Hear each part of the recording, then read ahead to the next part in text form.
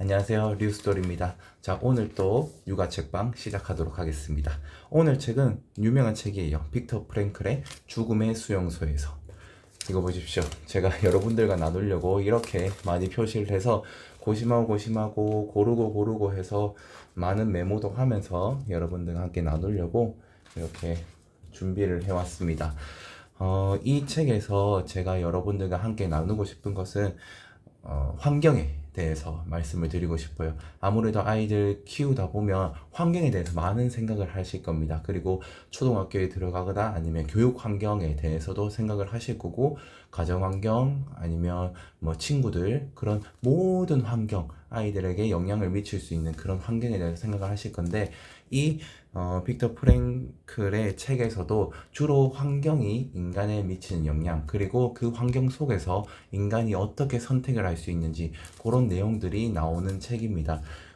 저는 육아 책방에 맞게 육아에 어떻게 적용했으면 좋겠다, 이런 것을 초점을 두고 말씀을 드리겠으나, 이 책에는 어른들도 배울 점이 정말 많습니다. 어른들도 살아가면서 어떻게 살아야겠다, 아니면 어떤 선택을 할 수 있겠다 라고 배울 수 있는 게 많으니까 여러분들도 기회가 되면 한번 읽어보시면 좋을 것 같습니다. 유명해서 많이들 읽어보셨겠죠. 네. 자, 첫 번째 제가 표시한 것은 나치 대원들도 모두 호의적으로 보였다. 하지만 곧 이유를 알게 되었다. 우리의 손목 시계를 보고 그것을 달라고 좋은 말로 설득하는 동안에만 친절했던 것이다. 그래도 나는 이렇게 생각했다. 언젠가는 이것이 보상이 되어 돌아올 것이다. 요건 나치 대원들한테 처음에 수용소에 끌려갈 때 그런 모습입니다. 그런 모습인데, 이 나치 대원들에 대한 처음이라서 신락 같은 희망이 있는 거예요. 아직도 신락 같은 신뢰가 있는 겁니다, 이 사람들은. 그래서 손목시계를 주면서 언젠가는 이것이 보상이 되어 돌아올 거야, 나를 기억해 줄 거야 라고 생각을 하는 거죠.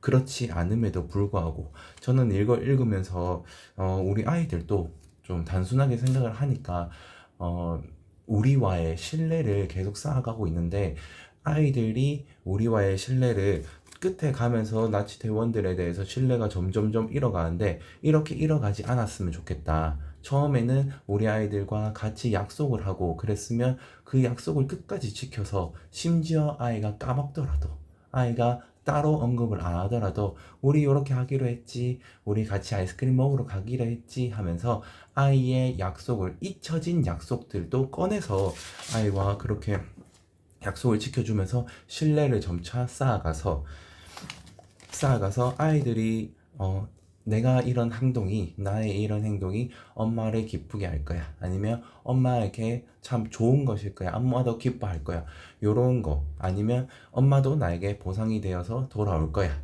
라고 하는 거, 그런 것을, 신뢰를 계속 지켜줬으면 좋겠습니다. 아이와의 약속을 깨지 않았으면 좋겠습니다. 그래서 표시를 한 것 같아요. 자, 다음은 이제부터 좀 환경에 대해서 본격적으로 얘기를 하기 시작하겠습니다. 첫 번째, 여기에 수용소에 들어가서 생활을 하면서 두드러진 현상이 나와요. 우리는 정말로 혐오감과 공포, 동정심 같은 감정은 더 이상 느낄 수 없었다. 괴롭힘을 당하거나 죽어가거나 또 이미 죽은 것을 너무나 일상적으로 보았기 때문이다 라고 해요. 무감각해지는 거죠. 주변에 일어나는 상황들이 무감각해지는 거예요. 우리가 아이들이 학교에 들어갔을 때 주변의 아이들이 전부 다 공부를 안 하고 전부 다 놀고 있어요. 그러면 무감각해지는 거예요. 공부를 해야 된다는 생각이 없어지고 당연히 노는 거구나 라고 생각을 하게 됩니다. 가정환경도 똑같습니다. 부모님이 어떻게 행동을 하면 당연히 저렇게 하면서 사는구나 라고 생각하는 거예요. 이게 무감각해지는 겁니다. 저는 이게 엄청 무서운 현상이라고 생각을 합니다. 옳고 그른 거에 대한 판단이 사라졌습니다. 아예 무감각해졌기 때문이에요. 이것이 부모, 친구, 환경의 역할입니다. 우리도 조심해야 된다라고 생각을 했어요. 이 앞부분에는 그래서 이런 환경이 우리한테 미칠 수 있는 영향을 말해줘요. 그래서 앞에 이렇게 보면서 환경을 바꿔야 하나, 환경이 이렇게 중요하구나라는 생각을 많이 했던 것 같아요. 하지만 뒤로 가면서 어떻게 그 안에서 어떻게 행동을 하는지 그런 내용들이 나오는데, 자, 다음 표시한 것을 읽어드리겠습니다. 어떤 사람들은 내적인 풍요로움과 영적인 자유가 넘치는 세계로 도피할 수 있는 능력을 가지고 있었다. 그리고 어떤 사람의 사례가 나오는데, 이 사람이 일을 하면서 만약 마누라들이 우리가 지금 이러는 꼴을 본다면 어떨까요? 제발이지 마누라들은 수용소에 잘 있으면서 지금 우리가 당하고 있는 일을 몰랐으면 좋겠어 라고 얘기를 해요. 그리고 다른 사람들은 모두가 지금 아내 생각을 하고 있었습니다. 그리고 이 주인공도, 이 작가도 온통 아내 모습뿐이었어요. 머릿속에 그때부터 아내 모습뿐이었어요. 자, 이게 무엇을 뜻하는지 여러분들에게 하나씩 설명을 해드리도록 하겠습니다. 자, 내적인 풍요로움과 영적인 자유가 넘치는 세계로 도피할 수 있는 능력이 있었다. 이런 환경 속에서도 이 사람은 내적인 풍요로움과 영적인 자유가 넘치는 세계로 내면을 바꿀 수 있다는 거예요. 그런 생각을 할 수 있다는 겁니다. 환경이 아무리 어려워도, 환경이 아무리 절망스러워도 이 사람은 그런 생각을 할 수 있었다는 거예요. 그리고 심지어 마누라들이 뭐 이런 얘기를 하면서 다른 사람들도 아내 생각을 하고 자기가 사랑하는 사람의 생각을 하면서 일을 하면서도 힘들지 않게 그 환경을 탓하지 않고 그 안에서 희망의 세계로, 내 속으로는, 내면의 세계는 희망의 세계로 나아갈 수 있는 그런 긍정적인 영향력을 다른 사람에게도 미쳤다는 겁니다. 그리고 남길 것이 하나도 없는 사람에도 여전히 더할 나위 없는 행복을 느낄 수 있다는 것을 알게 됐다. 이런 거죠. 이 사람은 그래서 결국은 사랑은 더 먼 곳까지 간다. 사랑은 영적인 존재. 사랑하는 사람이 실제로 존재하든 존재하지 않든, 살았든 죽었든 사랑은 영속한다. 이렇게까지 생각을 하고 있어요. 그래서 계속해서 작업장에 도착했다.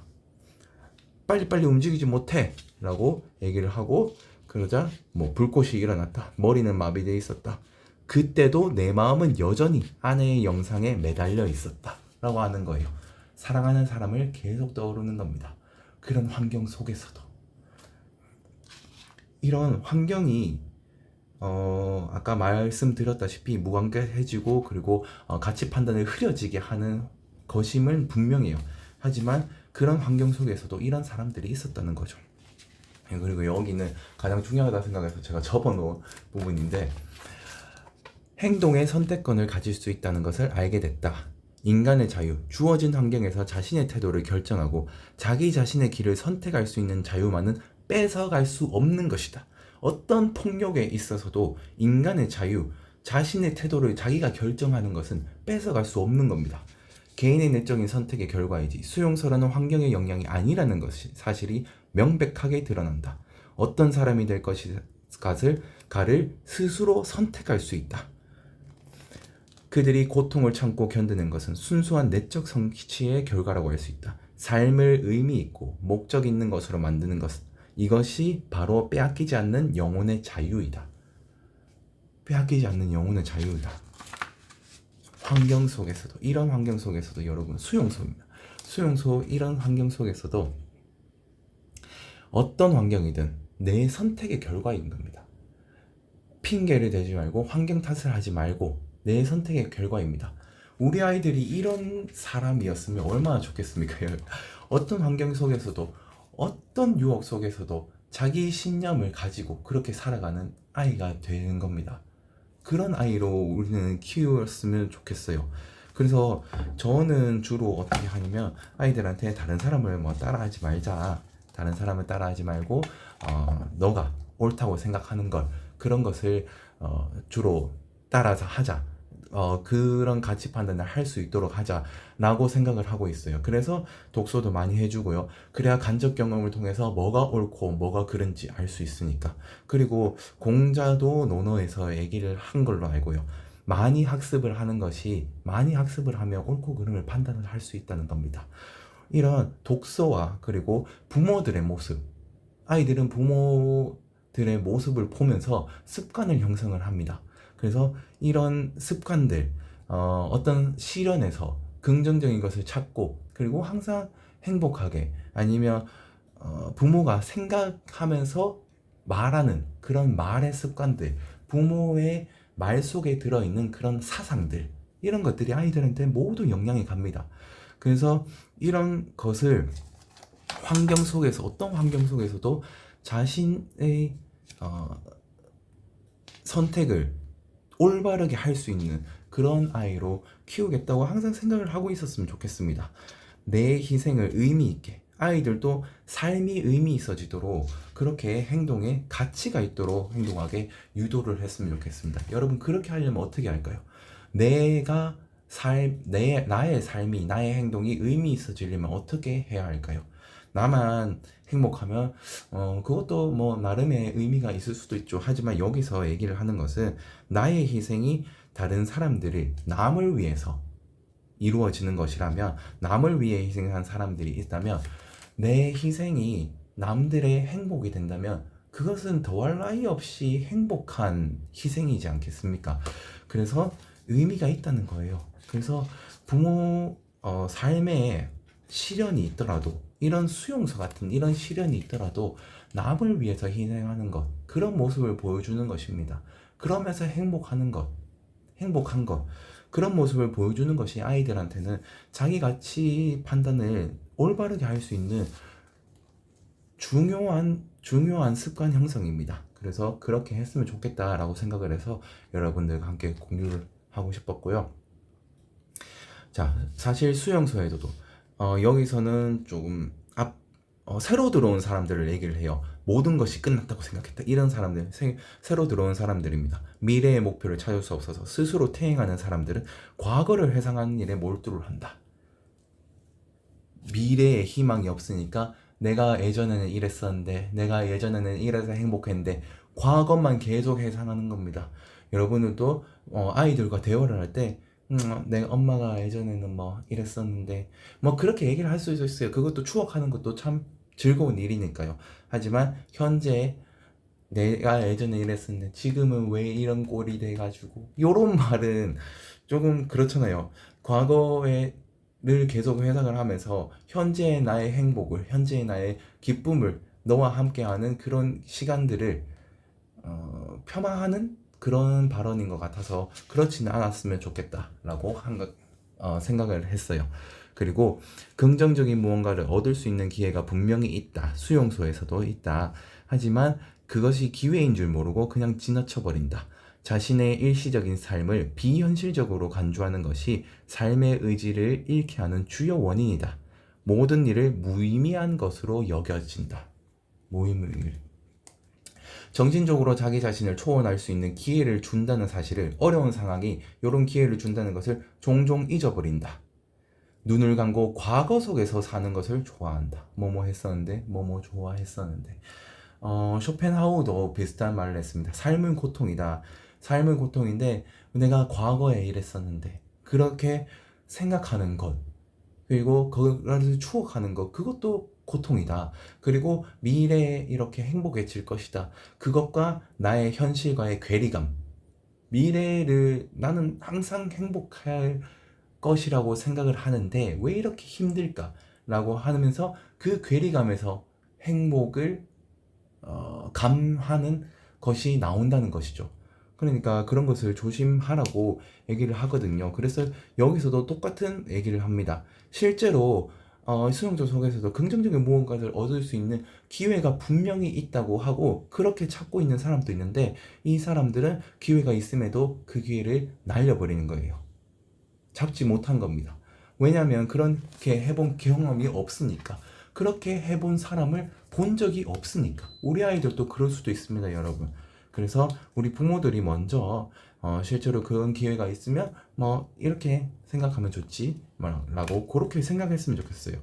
또 요즘 말이지만 원형적 사고를 좀 했었으면 좋겠습니다. 자, 우리가 이렇게 제가 말씀드리는 것이 계속 머릿속에 넣어놓고 상기시키고 그러면 자연스럽게 우리 행동으로 표출이 됩니다. 그래서 아이들한테도 영향을 미치게 되니까 여러분도 그렇게 생각을 하고 잘 기억을 했으면 좋겠습니다. 자, 그리고 다음 얘기는 미래에 대한 기대가 삶의 의지를 불러일으킨다 라고 하거든요. 자, 그래서 미래에 대한 기대가 사람들을 구원시켰다. 그래서 저는 여기서 인간은 점점 나아가는 존재이다. 더 잘하고 싶고 더 성취하고 싶다. 인간의 본능이다. 그것은 인간의 성취는 미래에 대한 기대를 낳는다. 그리고 이 미래에 대한 기대가 삶의 의지를 불러일으킨다. 왜냐하면 미래에 대한 기대가 있으니까 내가 이렇게 열심히 하면 미래가 좋아질 거라고 그런 기대가 있으니까 당연히 열심히 하겠죠. 이게 아이들도 마찬가지인 것 같아요. 아이들에게 미래에 대한 기대가 뭘까요? 아까 처음에 말씀드렸다시피 어떤 보상이 될 수도 있겠죠. 그리고 어쩌면 어떤 아이들에게는 자기가 하고 싶은 거를 할 수 있는 뭐 시간을 확보한다든가 아니면 밥을 빨리 먹으면 시간을 확보해서 더 많이 놀 수 있다든가 그런 미래에 대한 기대입니다. 이 미래에 대한 기대는 아이들의 미래에 대한 기대는 어디서 나올까요? 생활 패턴이에요. 부모가 약속한 것입니다. 부모가 어떤 것을 약속을 했으면 꼭 지켜준다라는 것이 있으면 그때 아이들은 기대하게 돼요. 만약에 부모에 대한 신뢰가 없어요. 부모가 어떤 걸 하기로 했는데 매일 뭐 그거는 오늘은 안 되겠다 하고 안 되고 내일 또 뭐 약속을 했는데 안 해요. 잊어버려요. 그렇게 되면 미래에 대한 기대가 있을까요? 아이들의 미래에 대한 기대가 없어지고 그리고 삶의 의지가 없어지는 겁니다. 여기서는 삶의 의지라고 얘기를 했지만 저는 훈육을 하지 않고 어떤 행동을 하도록 의도하는 것을 굉장히 중요하게 생각을 하거든요. 그렇게 하려면 그런 의지를 불러일으키려면 미래에 대한 기대가 있어야 됩니다. 여러분의 약속에 대한 믿음이 있어야 됩니다. 그래서 그 약속을 꼭 지켜주자. 그리고 아이들과 어떤 보상을 약속을 했으면 꼭 그것을 지켜주자. 아이들이 엄마 아빠는 약속을 하면 꼭 지켜라는 것을 믿을 수 있도록 해주자 라고 생각을 했습니다. 자, 그리고 똑같은 내용입니다. 똑같은 내용을 실현 속에서 무엇인가 성취할 수 있는 기회가 숨어 있다는 것을 깨닫게 되었다. 그래서 이 사람은 계속 생활을 하면서 깨닫는 거예요. 이 속에서도 이걸 이렇게 찾을 수 있다. 그렇게 생각을 하는 겁니다.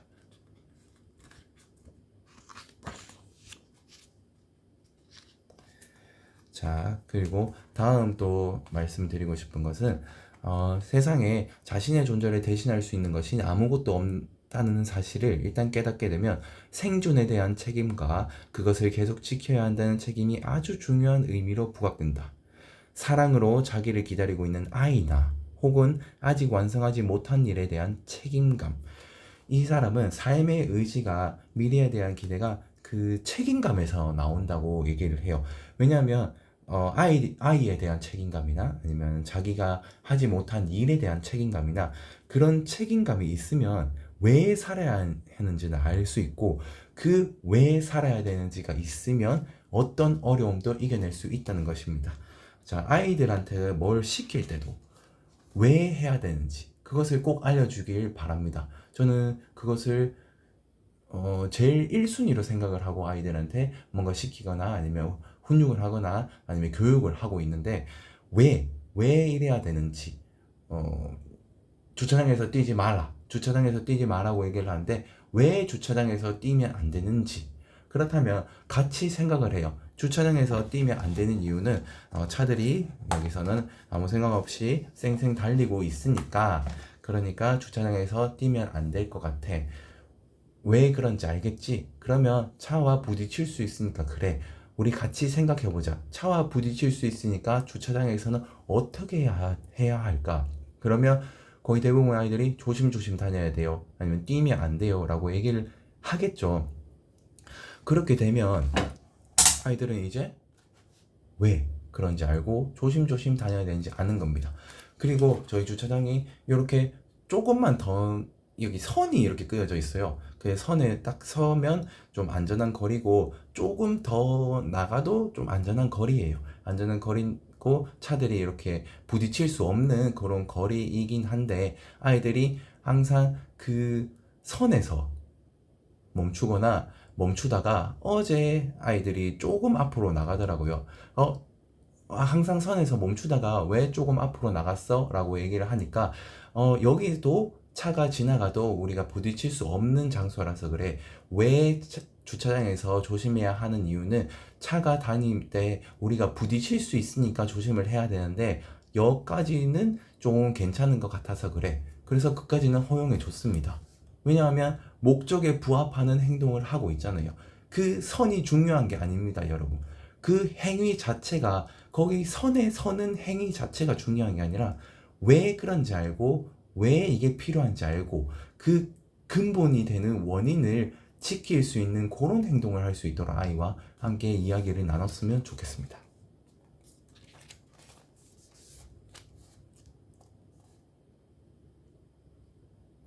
자, 그리고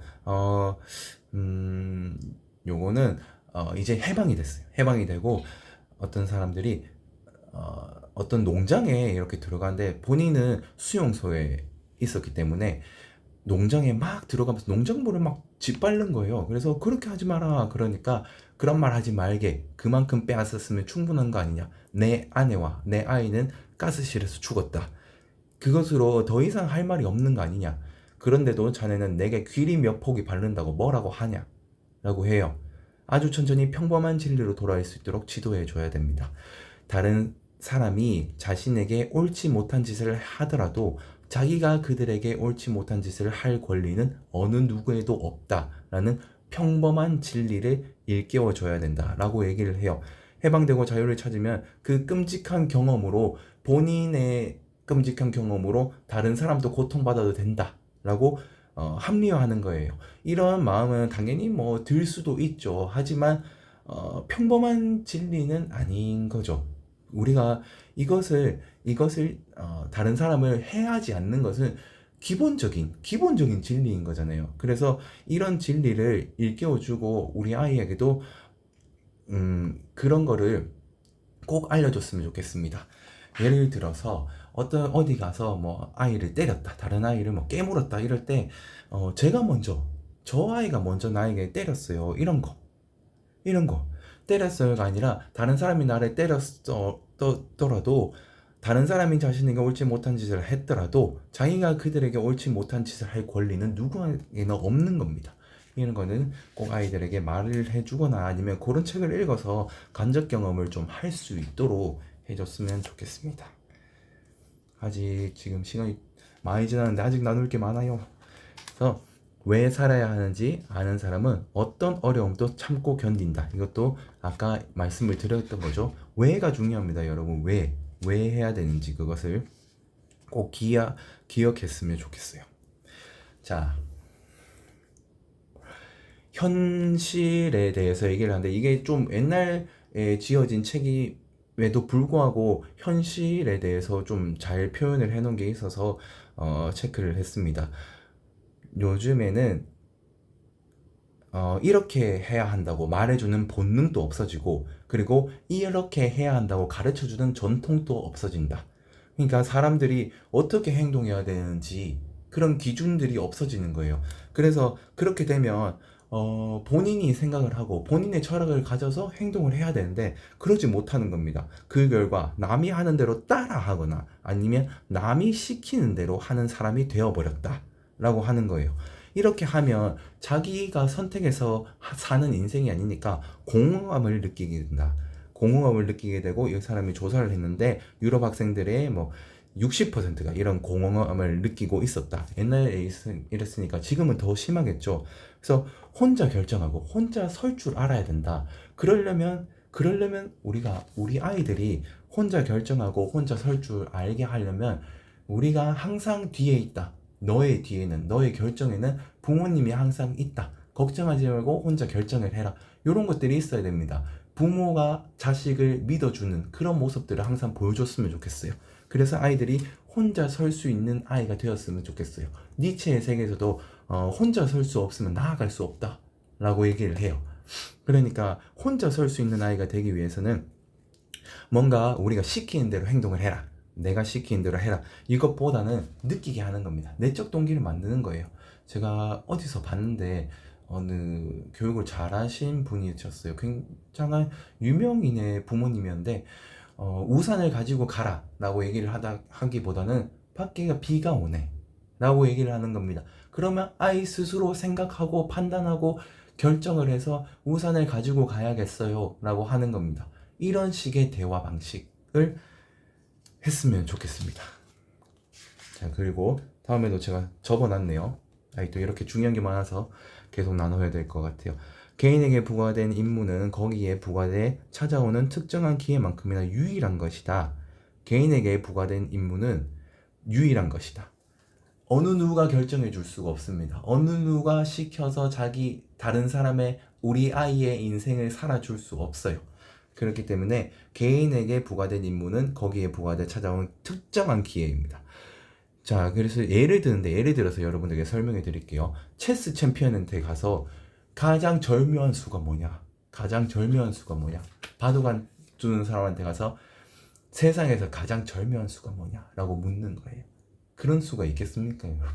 이 체스 게임을 하면서 상대방 선수의 개인적인 성향과 이 판의 모습과 그런 것들을 다 고려해야지 그때 내가 판단해서 절묘한 수가 나오는 것이지, 남이 와가지고 가장 절묘한 수가 뭐예요? 내가 그대로 따라하려고요. 이렇게 해서 하면 안 되죠, 그거는. 그러니까 그렇게 하듯이 본인이 생각할 수 있도록, 그러면 어떻게 해야 될까요?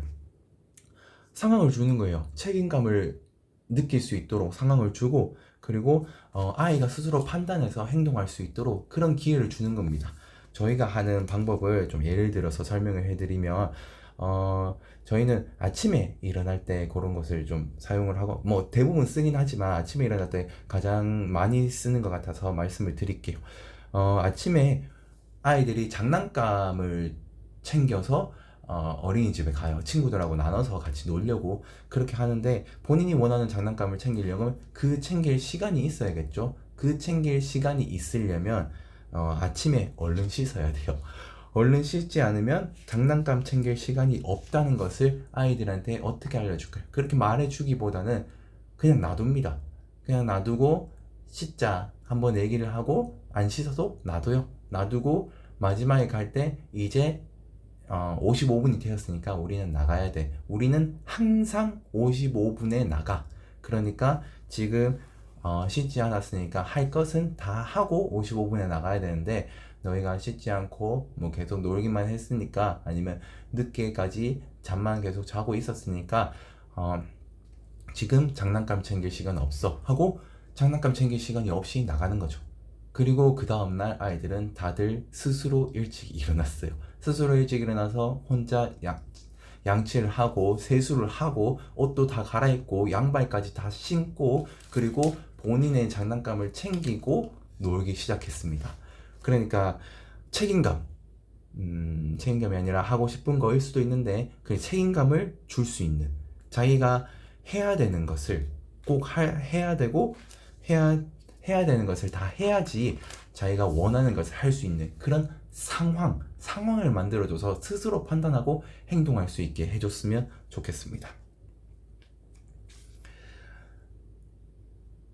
자, 그리고 여기도 어떤 정보, 예를 들어서 금쪽이나 뭐 이런 것들을 어떤 육아 정보를 보면서 무작정 두려워하지 말자, 진짜 일어나고 정서에 안 좋을 것 같다, 이렇게 얘기를 했는데, 이분이 심리적인 현상을 얘기를 해줬어요. 얼굴이 빨개지지 않을까라고 두려워하는 사람은 실제로 같은 상황에 처했을 때 얼굴이 더 빨개지는 경향을 보인다 라고 해요. 그래서 제가 이렇게 적어 놓은 것 같아요. 어떤 정보를 보고 그것을 육아에 대해서 아니면 교육에 대해서 너무 두려워하는 거예요. 우리 아이가 잘못되면 어떡하지? 라고 두려워하면 그것이 실제로 일어나는 경향이 많대요.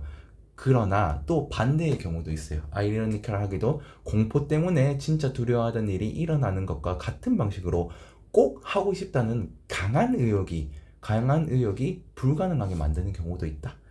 과도한 의도, 즉 과잉 의도라고 한다 라고 얘기를 해요. 그러니까 이 사람은 두려움을 소망으로 바꿀 수 있다는 거예요. 이거를 사용을 해서 어떻게 하냐면, 내가 뭔가를 엉망으로 만들 것 같아요. 엉망으로 만들 것 같아서 계속 엉망으로 만들면 어떡하지? 라고 두려워하고 있어요. 근데 거기서 과잉 의도를 해버리는 거죠. 내가 얼마나 이거를 엉망으로 만드는지 너희들한테 보여줄 거야 라고 하고 뭐 발표를 한다거나, 그렇게 하면 그런 태도는 더 이상 그렇게 하지 못하게 만드는 거예요,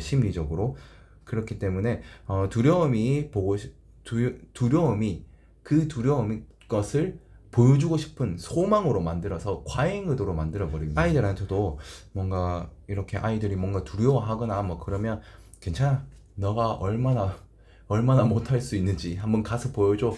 너 얼마나 그것을 절 수 있는지 한번 가서 보여줘. 그래도 괜찮아. 라고 얘기를 하면 뭐 잘 될 수 있다. 요런 요런 말인 것 같아요. 그래서 그렇게 여기에 표시를 해놨습니다. 그래서 이 책에서 여러분들과 나누고 싶은 것을 거의 다 나눴는데 좀 총평을 하자면 인간이 성자가 되건 아니면 악인이 되건 하는 것은 선택할 수 있다. 수용소라는 상황에서도 성인이 되기로 선택한 사람들이 있듯이 우리는 우리 스스로 누가 되는지 선택할 수 있다. 그 인간의 존엄과 가치는 그 누구도 뺏지 못하는 가치이다. 우리는 아이를 키울 때 이것을 기억했으면 좋겠다. 나 자신도 기억했으면 좋겠다. 상황에 매몰되지 말고 아이에게도 상황을 들면서 상황에 따라 선택하게 하지 말자. 스스로 가치 있는 선택을 할 수 있도록 그런 아이가 될 수 있도록 실현의 의미를 찾는 아이가 될 수 있도록 부모가 먼저 노력하자라고 생각을 했습니다. 여러분 부모가 먼저 그런 태도를 가져야지 우리 아이들도 똑같은 태도를 가지고 부모가 먼저 그런 생각을 계속 하게 되면 아이들한테 행동을 할 때 말을 할 때도 그렇게 그런 생각들이 흘러 들어가게 될 겁니다. 그러면 오늘도 제 나눔을 들어주셔서 감사합니다.